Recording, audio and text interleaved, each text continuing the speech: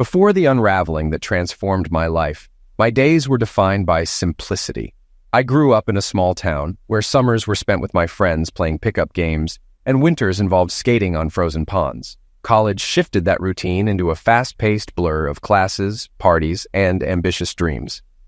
It was during this transformative time that I met Lee, a radiant, confident young woman who captured my attention from the moment I laid eyes on her. We connected over shared study sessions and spontaneous conversations, gradually intertwining our lives until the thought of separation seemed impossible. Our connection matured, filled with equal parts affection and shared challenges. Marriage followed soon after graduation, a seamless step forward. Life had its pressures, but we found a rhythm that worked. I balanced my role as a government contractor with creative side projects, while Lee climbed the ladder in public relations. Our twin daughters, Betsy and Linda, became the focal point of our days, solidifying our bond as parents. One ordinary evening, my quiet world shifted. I stayed up late, engrossed in a series of YouTube videos on my laptop. To the right, an assortment of cued clips awaited autoplay. I watched a highlight reel featuring one of my favorite basketball stars, Larry Big Al Johnson, who had a reputation for stunning last-second plays. His long, blonde hair, swept back in a ponytail, gave him a charismatic presence, akin to a movie idol. Big Al had been part of my college memories, a familiar face on campus, and later a pro drafted by the Wizards, the local team I followed closely. Though he had retired 3 years ago to become a sports presenter, his legacy was a mix of admiration and nostalgia for me. The next video had nothing to do with basketball. It was a news clip of Big Al dancing sensually with a stunning blonde in a Miami club, my wife Lee. The clip ended with them in a deep kiss. It had been filmed an hour ago and just posted under the headline, Big Al, Another Conquest. I downloaded it and called Lee, but she didn't answer. She was supposedly at a work conference in Miami, along with Bart Kovach, a friend of mine. I called Bart, and he answered immediately. Bart, it's Marty. Do you know where Lee is right now? I asked. There was a brief pause before Bart replied, Marty, this is bad. She's with Big Al. Bart, I need details. This video is going viral, and by morning, everyone, including my kids, will have seen it. Has she been with him this whole time? I pressed. They've been here for 3 days and are leaving tomorrow. They hit it off right after we arrived, probably reconnecting from college. She attends the meetings during the day, but she hasn't been staying in her room at night. I'm really sorry, Marty, Bart said. Will you see her in the morning? I asked. She's supposed to catch a flight. I'll see if she shows up, but I doubt she will, Bart replied. If she plans on coming home, tell her not to, I said firmly. I'll let her know if she asks, Bart said. Thanks, Bart. Goodbye. Lee and I met in college during our junior year in a math class. On the first day, I noticed her sketching alone, surrounded by shy guys. I took the seat next to her. She looked up, smirked, and said, Smart choice. I introduced myself. I'm Lee Moore. I'm Lee Martin, she replied, smiling. If we get married, no need to change monograms. We laughed as class began. After class, we walked to the student union. She had striking green eyes, blonde hair, and an easy smile. She joked about being surprised no one sat beside her and mentioned usually having to fend guys off. I have a boyfriend, though, she added, cutting off any ideas. We met twice a week for class, and one day I asked her for help with a problem. She agreed to tutor me at a diner on Noyes Street, setting boundaries due to her boyfriend. Deal, I said, grateful. During our study sessions at the diner, I got to know Lee much better. Our conversations naturally drifted beyond math, and we quickly found a connection. One day, while our table was cluttered with textbooks, a tall, broad-shouldered man approached. Lee glanced up and greeted him with her radiant smile. Marty, this is my boyfriend, Rashad. Rashad, meet Marty from my math class, she said. I stood up and extended my hand. Rashad, who was black, stood about 5'8" inches with a medium build, weighing around 220 pounds. He shook my hand firmly and sat down next to Lee. We put our books aside as Rashad looked at me and asked, So, what brings you to this math class with Lee and the other nerds? I need an advanced math course for my chemistry major, I explained. It's also useful for programming. The three of us started chatting about why different majors often require seemingly unrelated courses.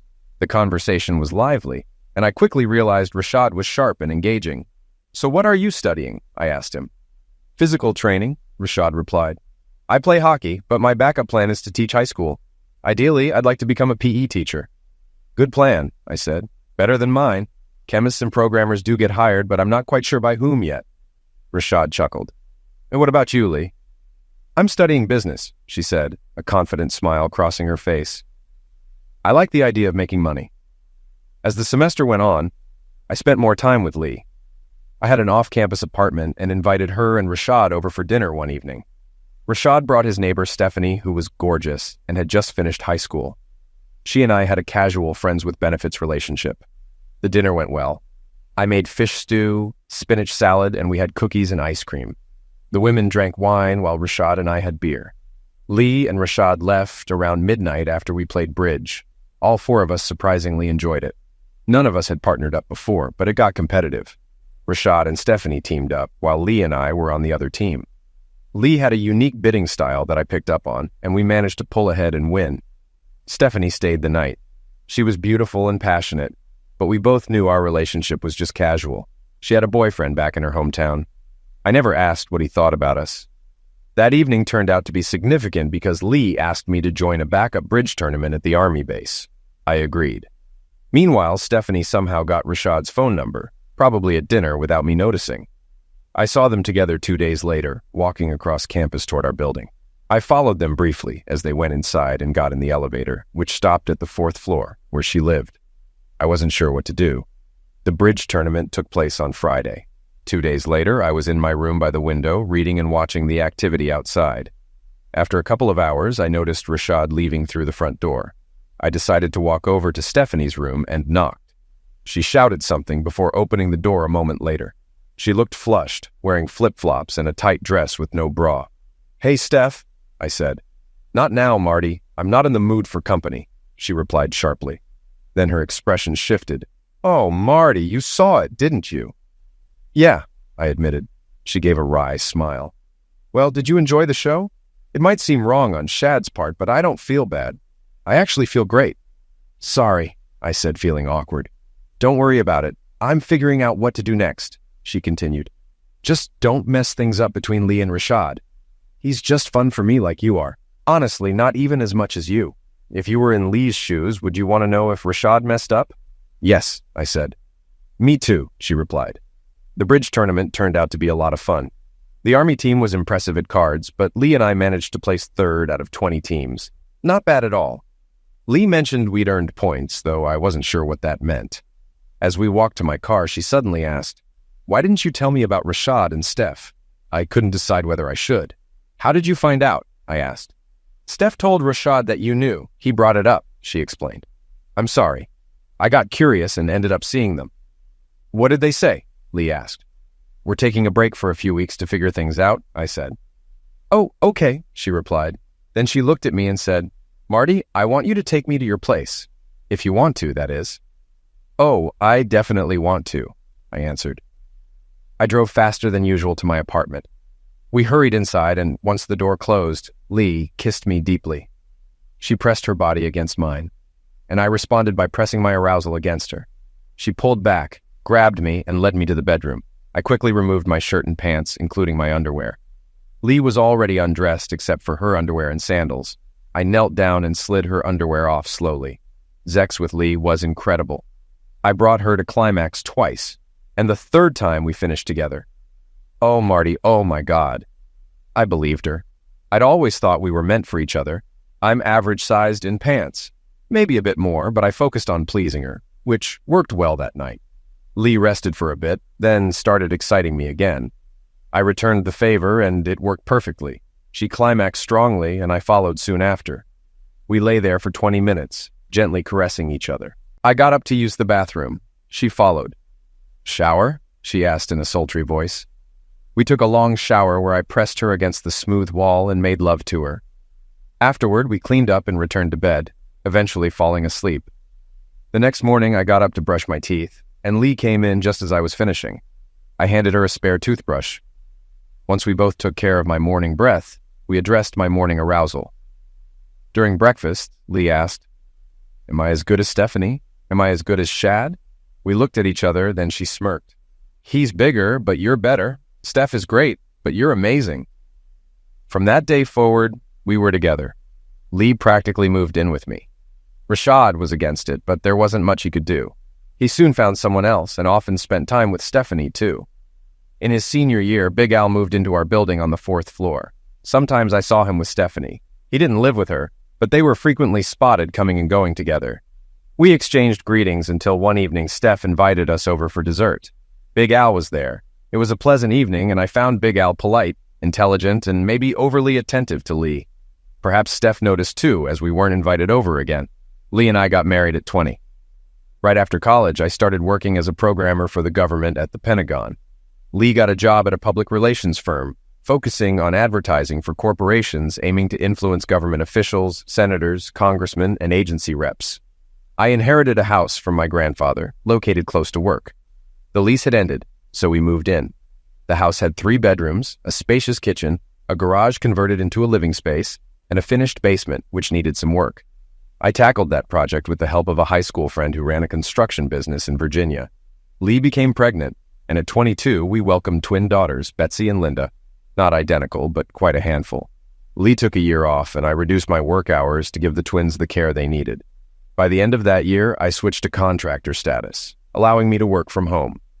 Lee returned to work part-time and went full-time when the girls turned 4. By then, I had established a solid daily routine with them, and my contractor work was thriving. I earned more, though without benefits. Lee's job grew increasingly demanding, mostly because she allowed it to. She was ambitious and accomplished a lot. My work was more creative. Some of it was for the government, while some was my own. I had 2 promising system ideas that I'd been refining for a while. Lee made good money. When the girls were 13 and in elementary school, I was 35 and in good shape.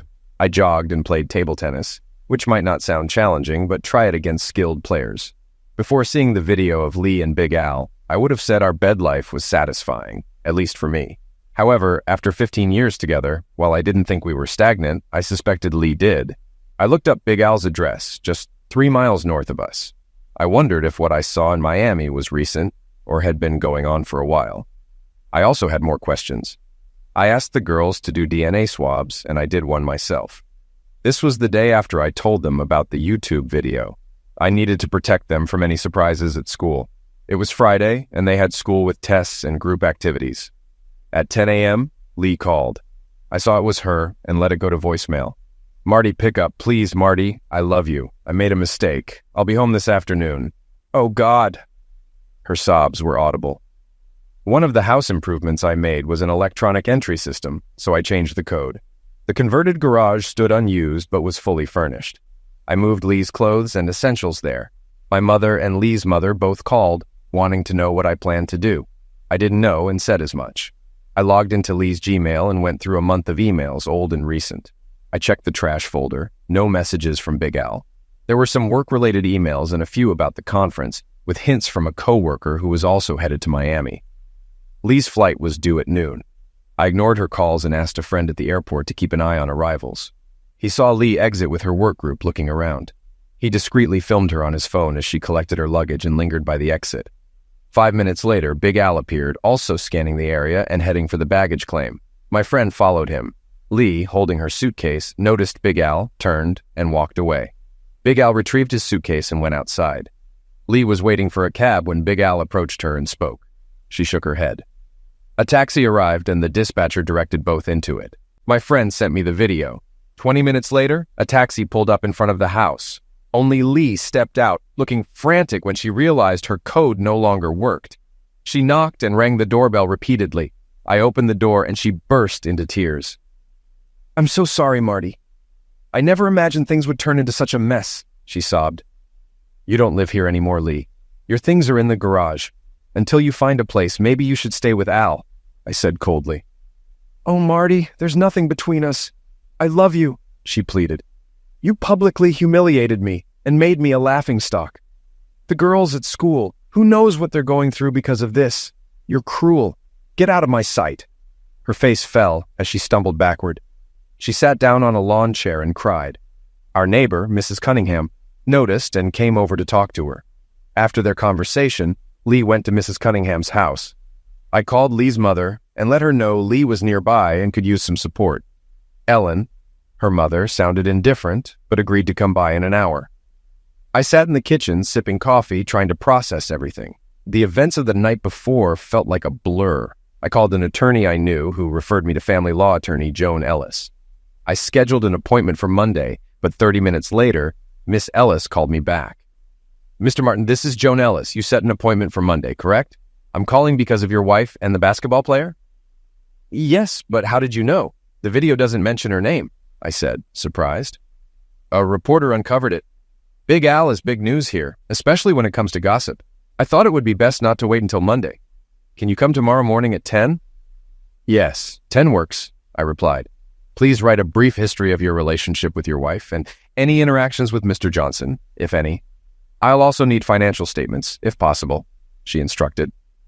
We ended the call, and she advised against making any rash decisions. I hung up, and my phone rang again. Without thinking, I answered. It was Big Al. Marty, I called to apologize, he said. Go to hell. I'll do everything I can to ruin your life, you idiot, I snapped. Listen, it's not just me. It's her too. It just happened, he said, trying to defend himself. I had a happy marriage before she went to Miami. We have 2 kids. You're a fool.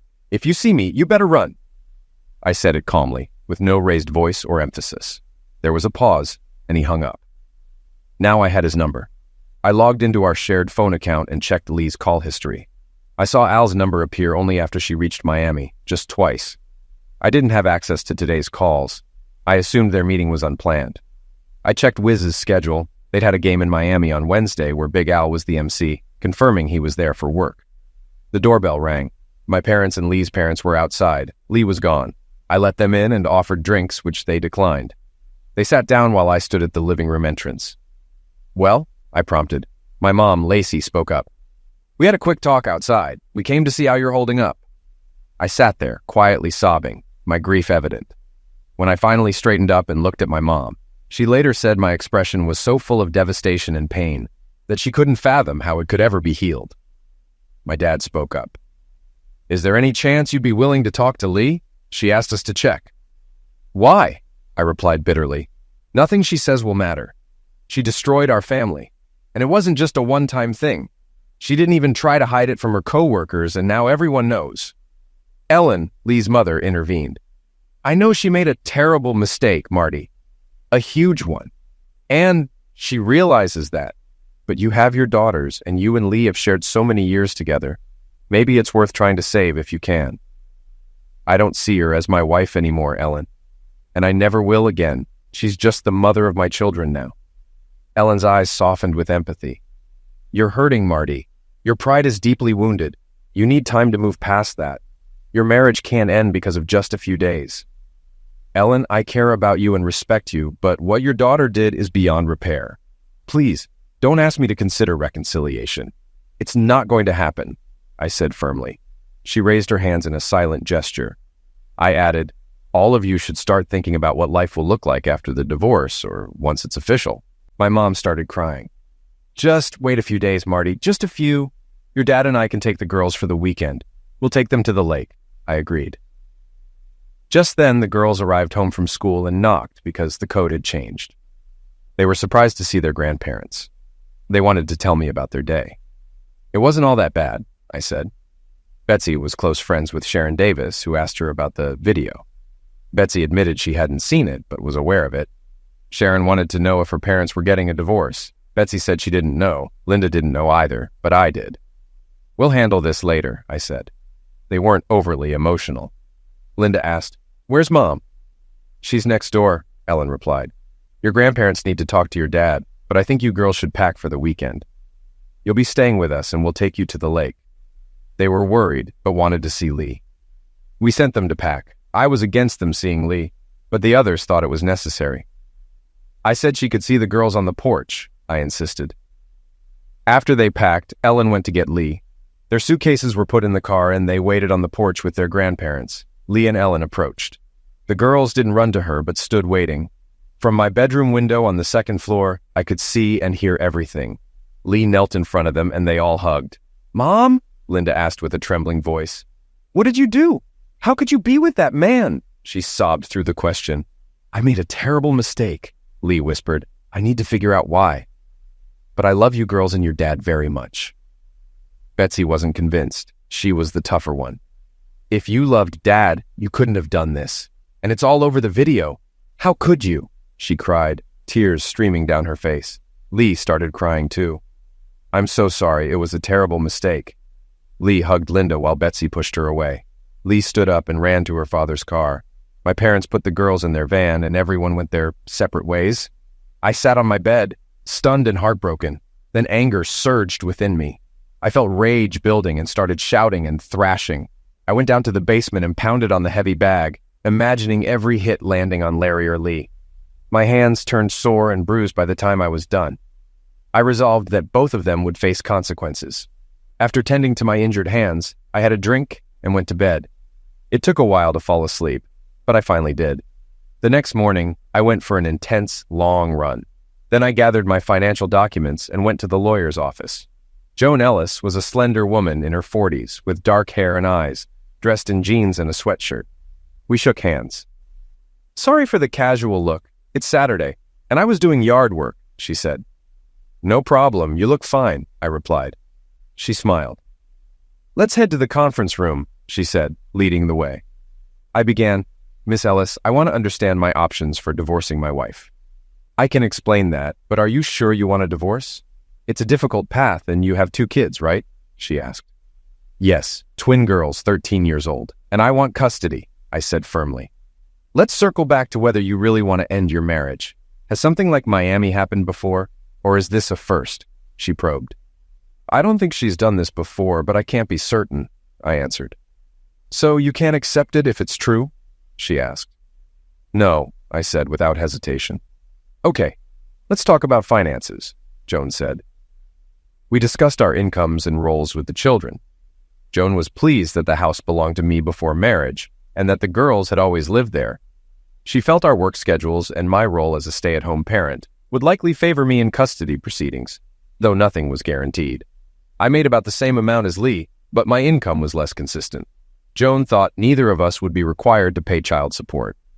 "The non-custodial parent will be obligated to pay child support," she clarified. I asked how soon the divorce process could begin. "Maybe a week to draft and file the paperwork," she estimated. "I think you should wait a bit longer. People change their minds, and you might be ordered to attend counseling," she advised. "Is there any way to avoid that? I don't want to talk to her one-on-one," I said. "You'll need to have some conversations, but we can try to minimize them," she replied. She noticed my bandaged hands. "What happened?" she asked. "I got angry last night and took it out on the heavy bag. Forgot my gloves," I admitted. "At least you didn't confront Mr. Johnson or your wife," she remarked. "Speaking of him, is there any way to sue him? He should pay," I said, my tone hardening. "There's no option to sue for infidelity or alienation of affection in this state or in Florida," Joan explained. "He should pay," I muttered, my voice steady, which seemed to unnerve Joan. "I'll see what can be done, but please, no violence," she cautioned. "No promises. He has to face consequences. I won't sleep if he walks away without any," I replied. "Mr. Martin, I need to tell you that while our discussions are confidential, if I believe you're planning a violent act, I may need to report it," she said. "Or maybe not," I said. "Joan, you'll never have that kind of knowledge," I assured her. "Thanks for saying that," she said, sounding relieved. I signed an agreement with her and paid the fee, asking her to have the documents ready as soon as possible. When I got home, it was already noon, and my father, Leland, called. "Hello? How are you holding up today?" he asked. "I'm fine. I just got back from seeing a lawyer," I replied. "Oh, moving fast. What did they say?" he asked, a note of concern in his voice. "We discussed what a divorce would look like," I said bluntly. "Marty, you need to take a step back. Don't rush this. It's a major decision and you shouldn't make it hastily," he cautioned. "Dad, when Lee let that guy touch her, she was already done in my mind. The fact that it happened more than once just makes it worse. But once was enough," I said, my tone hardening. "Your mother thinks she hurt you too deeply for any chance of recovery. I think she might be right, but still I want you to slow down and give Lee a chance to explain," he said, his voice softening. "What could she possibly say that would change anything?" I asked. There was a pause before he admitted, "Okay, I can't think of anything." "Exactly my point," I said. We talked about how the girls were feeling. Linda was sad and withdrawn, while Betsy was angry and struggling to keep her emotions in check. My mom was working with them, reassuring them that they weren't losing their parents and that both of us would still be there for them. We ended the call. The house phone rang with no caller ID. I let it go to voicemail. It was Lee. "Marty, if you're there, please pick up. I need to talk to you. Marty, I need this. Please, I know I messed up. You're the only one I've ever been able to talk to about serious things. Am I going to lose you? No, please. I know you're angry and confused. I'm so sorry." She started crying before hanging up. As she spoke, I found myself crying too. I went downstairs again, this time putting on gloves before hitting the bag. Even with gloves, it hurt. I punched and kicked the bag until I was exhausted. Afterward, I took a shower. Some guys might drink in a situation like this, but I preferred to run or use the punching bag. I began thinking about how to deal with Larry. One thing that kept coming to mind was a tool I had found. I owned 2 registered pistols, a .45 caliber revolver and a .40 caliber S&W pistol. But one day, while jogging, I noticed something shiny in the tall grass. It was a Taurus .380 self-loading pistol. I took it home. It was loaded and in working condition, though the serial number had been removed, making it illegal. I cleaned it and once tested it at a shooting range. It was accurate. I considered the idea of using the tool on Larry, but quickly pushed those thoughts aside. I had my girls, and I couldn't risk ending up in prison because of him. It wasn't the right time to confront Lee.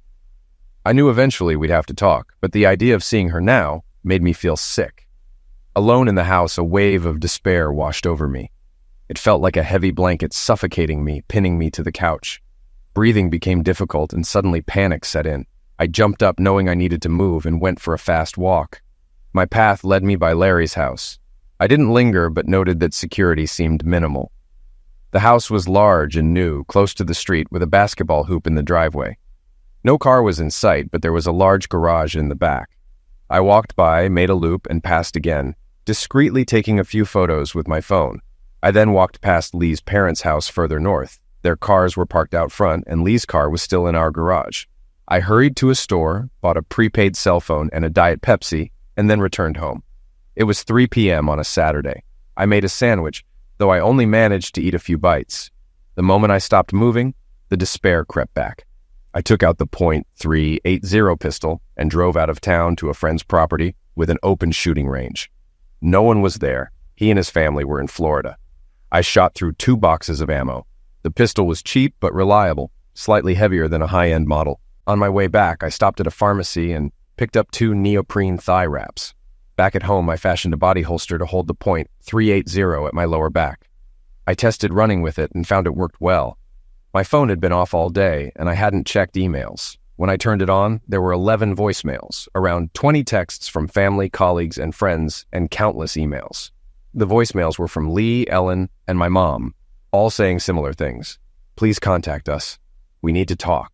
The texts echoed the same, including some from my father and 2 recent ones from Lee's father, Milt. Milt's messages stood out from the rest. In the first, he apologized for Lee's actions and expressed regret for not raising a more responsible daughter.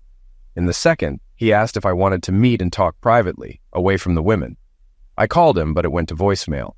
I didn't leave a message, but he called back 3 minutes later. "Marty, I needed a walk to clear my head. I saw you called. What's going on?" he asked. "Milt, can we meet somewhere? How about Raymond Park near Hopscourt?" I suggested. "Sure, I can be there in about 30 minutes, he agreed. I put on jeans and slipped my .380 into my pocket, just in case I encountered Larry, who lived half a mile from the park. I drove for 10 minutes and walked past Larry's house on the way. When I arrived, Milt was already there. The park was small and quiet, with only a few people around. We shook hands and sat on a bench near the edge of the court. Milt spoke first. "I wanted to check on you. Ellen and your mom told me you weren't doing well." "I'm not, Milt. I feel worse than I ever have," I admitted. "I understand. When my mom died, it took me a year to feel somewhat normal again. I just worked through it day by day. You should try to do the same," he said gently. "It's easy to say, but hard to do. And it's only been a day," I replied. "For what it's worth, Lee isn't holding up well either. She hasn't eaten since she came to our house and has barely spoken. We're thinking of calling for help. Honestly, you look better than she does," Milt said. "She's dealing with guilt. I don't have that," I said flatly. "I'm sorry, Marty, but the girls need her. They need their mother. I don't understand why she's so shocked by this fallout. She did everything openly. Did she really think no one would find out? That I wouldn't know? It's ridiculous. Even without YouTube, one of her coworkers or friends would have mentioned it eventually. I said, frustration seeping into my voice. I don't think she was thinking clearly, Milt said thoughtfully. She was away from home, caught up in being pursued by a celebrity. I think she let emotions take over when she would normally suppress them. You're kind to think that, Milt. But I believe she's had feelings for Larry since college and thought she could have both. What are you planning to do? He asked. I'm probably going to divorce her. I can't think about her without getting angry. I just hope I don't end up sick over this, I said. I know people are advising you to wait before making any big decisions. But honestly, I don't see how you could return to a normal life with her, Milt said, his voice heavy. Exactly. It's over. I'll wait, but not for long, I replied. Make sure she's prepared. If she's as bad as you say, I'll do what I can to help, Milt offered. We parted ways. As I walked back to my car, parked on a nearby street, I saw Larry dribbling a basketball up the cross street toward the park. My hand moved to my tool. Milt, driving past, saw him and honked. Larry got startled, lost the ball, and chased after it without looking, like an idiot. It wasn't Milt who ran over him. A car coming from the opposite direction, blocked by Milt's, struck him. A big SUV. Before the driver could stop, Larry went over the hood and windshield, landing on the street.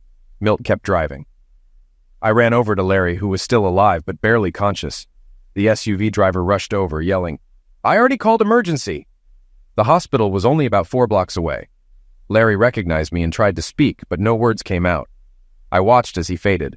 Paramedics arrived within 2 minutes, doing everything they could, but it was too late.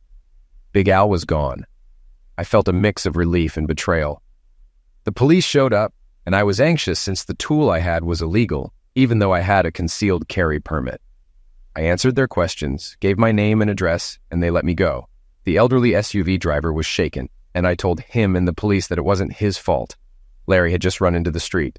An hour later, I drove home, disposed of the .380, and went to Milt's. Lee was there, but I needed to speak to Milt about the accident. Ellen opened the door, noticing my tense expression. Marty, what's wrong? She asked. I need to see Milt, I replied. Milt, she called out, and he came down. I motioned for him to step outside. Big Al is dead, I said. Milt's eyes widened. Did you liquidate him? I saw the tool, Marty. No, he was shot by a car after you honked. He chased a ball into the street. I saw him die. Milt looked shocked. That's an accident. God works in mysterious ways, he said. I managed a grim smile. One of you, either you or Ellen, should tell Lee that her lover is gone. He wasn't her lover, Milt said defensively. But we'll tell her. It'll be on the news soon. How is she doing? I asked. She's not well. She's shattered, Milt replied, his voice heavy. It's strange, I said. At first I felt cheated, but now I just feel relieved. Marty, I want to save my daughter, Milt said, his eyes pleading. She made a huge mistake, but she deserves a chance. If you can find it in yourself, please help her someday. I know it's a lot to ask. I need time, Milt. For now, keep her away from me. I'll try to figure things out, I said, my tone firm. Good job not becoming a butcher, Milt said with a slight smile. We shared a tense laugh and went inside. I drove home and for the first time in days, slept well. The girls called and we talked before bedtime. Sunday was tough. The weather was nice, but I had nothing to distract me from my broken marriage. Despite Milt's words, I knew there was no future for Lee and me. This truth saddened me, but it was reality. I went for a long run by the river, then showered and joined my parents and the girls for a picnic. The twins were in better spirits. They had a video call with Lee, who encouraged them, staying strong. My mom said they only talked about school, avoiding Lee's affair and Larry's end of life. Lee told them she'd see them once she felt better. We enjoyed the day, and while the girls were swimming, I shared with my parents that I had witnessed Larry's accident. They were stunned. You didn't have anything to do with it, did you? My father asked, eyeing me cautiously. No, it was purely a coincidence, I assured him. I was at the park with Milt when Larry ran into the street. Well, I can't say I'm sorry to hear that, my father muttered. May the Lord have mercy on him. We changed the subject. On Monday, Joan Ellis called, unaware I'd been there when Larry died. I explained everything, sensing her amazement and slight suspicion. I understood. It sounded strange. She said the divorce papers would be ready by Wednesday and asked when to serve them. Hold off, I said. Lee's not in good shape. I promised Milt I'd wait. The girls chose to attend school, even though Larry's end of life and last week's outburst were big news. I managed a half day of work for the Army before picking them up after activities. We had homemade pizza for dinner. It was a pleasant evening, but before bed, they asked, "Will Mom come back?" I don't think things will be the same, I said honestly. I can't see us going back to our old life, but your mom and I will always love you. On Tuesday, Milt and Ellen called, asking to meet at Starbucks. With coffee in hand, Milt said he'd contacted a marriage counselor and asked me to try engaging with Lee. If you file for divorce on infidelity grounds, the court may require counseling, Ellen added. Fine, but I won't fake it. This might not help her, I said. We're not asking you to pretend, Ellen replied. Just take it slow. Listen and talk to Lee. She's terrified after Larry's end of life. We didn't tell her you were there. Our first counseling session was set for Monday at 10 a.m. I arrived on time to avoid waiting with Lee. The counselor, Dr. Sylvia Price, was a warm, welcoming psychologist in her 50s. She led us into her office. Lee and I hadn't spoken until then. She looked pale and nervous. Dr. Price began by explaining her work, including cases involving infidelity. She asked me, Marty, what's your goal for counseling? I want to move forward with my life, I said. I want to be a good father, but I don't see reconciliation happening. Turning to Lee, Dr. Price asked, what about your goals? Lee hesitated. I want my old life back. Even if it's different, I want to stay married. Dr. Price summarized. Lee attended a conference in Miami, reconnected with a college acquaintance, and it became public. Is that correct? Lee nodded. Yes. I never thought my actions would come out and affect my family. Dr. Price continued. Then why go out with Mr. Johnson, knowing he's famous? Lee sighed. I thought it would be fun. It wasn't near the hotel, and it was fun. But you knew your coworkers would talk and Marty would find out, Dr. Price said. Lee nodded silently. Dr. Price turned to me. Marty, why do you believe the marriage can't be saved? I looked at Lee. She was the person I trusted most, and she betrayed me so easily and publicly. I've experienced loss before, but this pain is worse. I could never trust her, or anyone, again. Lee began to cry, and Dr. Price asked, How do you feel seeing her so upset? Sad and angry, I admitted. What she did was cruel. Not just to me, but to the kids, too. Even if it wasn't intentional, it was reckless. And for what? 3 nights with someone you were infatuated with back in college, I said, fixing my gaze on Lee. Through her tears, Lee said, I don't know why I did it. Dr. Price interjected. Did you have feelings for him in college? Yes, Lee said quietly. He was handsome and popular. He pursued me, but I was with Marty, so I turned him down. Why did you say yes in Miami? I asked, my voice strained. I had been feeling disconnected for months. We were all so busy. When I saw Larry, he hugged me, and I didn't push him away. Everything happened so fast. I don't fully understand it myself, Lee confessed. I scoffed. We had amazing sex the night before you left. Was that all fake? No, it was real, Lee said, her voice breaking. I felt excited on the flight. I feel awful about everything. She started sobbing again. I felt tears welling up, but anger took over, and I left the room. Dr. Price found me in the outer office. Why don't you step into the men's room for a moment? She suggested. I did and returned 15 minutes later. Lee, now calmer, said softly, I'm sorry, Marty, before leaving. Dr. Price turned to me. Marty, how do you feel about Mr. Johnson's end of life? You were there, weren't you? Yes, I saw him die. I felt relieved. It's dark to say, but I could have done it myself. Someone else did, and that felt like a weight lifted, I said bluntly. Why does this mean the end for you? She asked. I was always devoted to my family. This betrayal is too much to bear. I can't picture trusting anyone again. Lee took that from me. Have you thought about what their time together was like? Dr. Price pressed. Yes, I saw the videos. It was clear how much they wanted each other, I said coldly. How did that make you feel? Betrayed, I said, my voice hard. It wasn't just a meaningless fling. Even if we stayed together, I'd always believed she was thinking of him. I wish I could erase those memories for her, if nothing else. Dr. Price sighed. That's hard to overcome. You truly loved her. I did, that's why it hurts so much. She destroyed me, I said. The session ended with Dr. Price asking me to consider living arrangements if we were to separate. I was tasked with explaining what happened in Miami, why I was so vulnerable, and outlining how reconciliation with Marty might be possible. Before the Miami trip, I felt disconnected and out of touch with the things I used to enjoy. Work had become monotonous, and family life felt repetitive. This had been going on for months, leaving me with an underlying sense of dissatisfaction.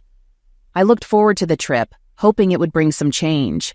One of my colleagues, Brady Bean, had been pestering me since he transferred to our office. I easily brushed him off, treating him as an annoyance, but he was persistent. While he wasn't unattractive and had an upbeat personality, I was never interested. When we realized we were both going to Miami, he saw it as a chance for a fling. I made it clear I wasn't interested, though I couldn't deny that his attention was somewhat flattering. Still, I would never cross that line with him. He wasn't tempting enough, and it was too risky. Everything changed when we arrived at the hotel. Larry appeared. He was undeniably attractive, muscular, smooth, and self-assured.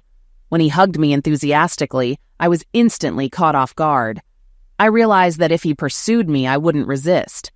He seemed to pick up on that, pulling me aside to ask if Marty was with me. When I said no, he mentioned his hotel room and his stay until Friday. He looked me straight in the eye and said, "I want you, and I know you want me." I agreed to have dinner with him, though even now I can't fully understand why I was so willing, like a fool. Marty and I had just had amazing sex the night before I left. I was still feeling its effects, yet being with Larry felt like stepping into another world. I told myself it was only for a few days, far from home with no real consequences. I didn't think about Marty or the fallout. At least, I don't remember considering it. If Larry had been in Virginia, I'm sure I would have said no. But in Miami, I convinced myself it was different. During dinner, it was obvious where the night was heading. We skipped dessert and went straight to his room. Once inside, Larry pulled me close and kissed me, and we quickly undressed. I wasn't thinking about anything except his touch, his body, and the desire between us. There was no build-up. We were too eager. He carried me to the bed and we had sex, intense and relentless. After multiple climaxes, he finished, and I passed out. He woke me up with kisses, and we started again. I missed breakfast with my team the next morning and barely made it to the meeting. I was thoroughly satisfied and suspected my colleagues could tell. Some gave me sidelong glances, but no one said anything directly. I wondered if anyone might contact Marty, but dismissed it. They had no proof, just guesses. The second night was as intense, though by the third night the excitement had waned. Still, we had dinner in his room and spent hours in bed. Larry suggested going out dancing, and I hesitated before agreeing. That's how I ended up on YouTube, dancing with him. When I watched the video later, knowing Marty had seen it, I felt sick. I saw myself the way Marty must have, his devoted wife, publicly showing desire for another man. After dancing, we returned to the hotel and had sex again. The next morning, I had a flight back home. We had one final round before saying goodbye. When I returned to my room to pack, my roommate, Cindy, mentioned the YouTube video, calling it spicy. I was overcome with horror and realized I was finished. At the airport, I saw Bart Kovach, Marty's close friend. He told me that Marty had seen the video and knew I'd spent my nights with Larry. I was stunned. The flight home was miserable. No one spoke to me. When we landed, I didn't expect Marty to pick me up and waited for a taxi. Larry ended up in the same cab. He apologized for the video, saying he hadn't considered the consequences. I didn't want to talk and asked the driver to drop him off first. When I arrived home, I couldn't make myself go inside. When Marty opened the door, the hurt and anger on his face were too much. I turned and ran. Since then, I've been living at my parents' house, mostly in a daze. I tried speaking to my daughters, but Betsy rejected me and I couldn't blame her. Phone calls were easier, though it took me an hour to prepare for each one. I now go to counseling. After the first session, I felt certain my marriage was over, especially after hearing Marty's pain. His anger and grief were overwhelming, and I don't know how I could ever ask for his trust again. I don't deserve it. Larry is dead, liquidated by a car. When my mom told me, I felt immense sorrow. He had asked me to call him during the taxi ride, but I never did. Now I never could. His end of life left an emptiness inside me. I thought if I ever cheated, I would always remember Larry. Now maybe I won't. I can't shake the guilt that if I'd turned him down, he might still be alive. It doesn't make sense, but somehow it does. I'm completely, utterly lost. Things at home are slowly improving. The twins are struggling with school, but it's manageable. Betsy stays angry, while Linda misses her mother deeply. I suspect Betsy does too, though she hides it well. Each evening, they video call Lee. She seems a bit better on these calls, but it's hard to tell much in such a short time. Our second counseling session was like the first, except we each had a solo session before meeting together. Dr. Price started with, "Have you thought about what could make reconciliation possible?" I sighed. "Yes, but I couldn't think of anything. Sorry." She pressed on. "Would understanding why Lee got involved with Larry help you trust her again? If you knew the cause, could you find a way to prevent it from happening again?" "That's absurd," I said. "She just wanted Zex with him and thought she'd get away with it." "That's what she said, right?" "But I don't believe her. Sure, she wanted him, but part of me thinks she wanted to get caught." "Why do you think that?" Dr. Price asked. "Good question. Ask her, Doc. But it doesn't matter. This won't end in reconciliation. You can't overcome a betrayal like this. It wasn't just the act. It was the stupidity of thinking she'd get away with it. That can't be fixed." Dr. Price paused. "If she did want to get caught, could that change anything for you?" "No," I said bitterly. "It would mean she wanted out. Away from me, from our family.